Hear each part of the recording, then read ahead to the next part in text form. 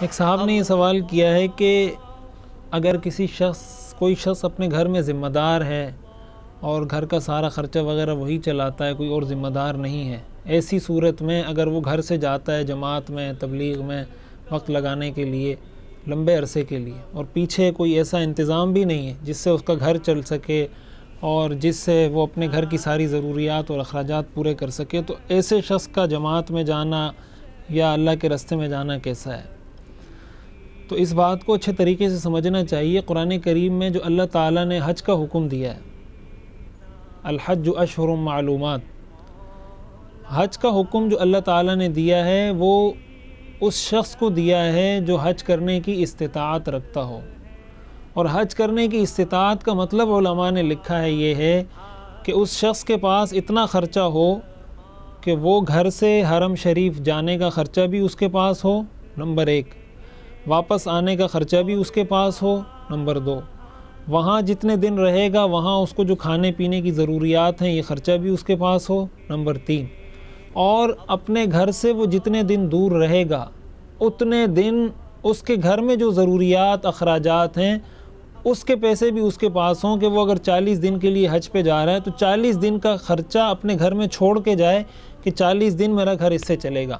تب جا کر ایسے شخص پر حج فرض ہوتا ہے۔ ورنہ ایسے شخص پر کہ جو اپنے گھر والوں کے باقی اخراجات پورے ہیں لیکن گھر والوں کے اخراجات پورے نہیں ہوتے، اگر وہ حج پہ جا رہا ہے 40 دن کی ضروریات، تو ایسے شخص پر شریعت حج فرض نہیں کرتی۔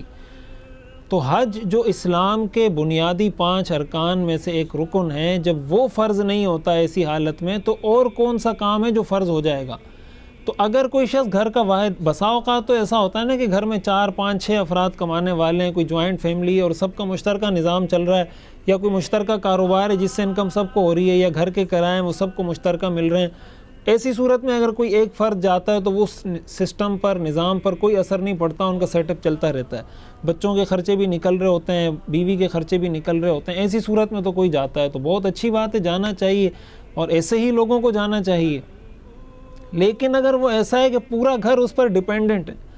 پورا گھر اسی سے چل رہا ہے، اور وہ بھی کوئی اس کا ایسا کام ہے کہ اس کو مہینے کی سیلری ملتی ہے، کوئی ایسی ترتیب ہے کہ اگر وہ گھر میں نہیں ہوگا تو اس کے گھر کا سارا نظام ٹھپ ہو جائے گا، اس کے گھر والوں کو کھانے پینے کے لیے کچھ نہیں ملے گا، تو ایسی صورت میں ایسے شخص کا اللہ کے راستے میں جانا، تبلیغ کے لیے جانا کسی بھی صورت میں جائز نہیں ہو سکتا۔ ایسی صورت میں اس کی ذمہ داری یہ ہے کہ اپنے گھر والوں کا بوجھ اٹھائے، ان کی ذمہ داری اٹھائے۔ یہ ذمہ داری اٹھانا، ان کی ضروریات کی کفالت کرنا اس پر فرض ہے، اور جماعت میں جانا اس کے لیے مستحب اور سنت ہے۔ اور ظاہر ہے فرض اور سنت کا جب ٹکراؤ آتا ہے تو شریعت کہتی ہے پہلے فرض پورا کرو اس کے بعد سنت پورا کرو۔ ایسی صورت میں اس شخص کو جماعت میں ہرگز نہیں جانا چاہیے، گھر کی ضروریات پوری کرے،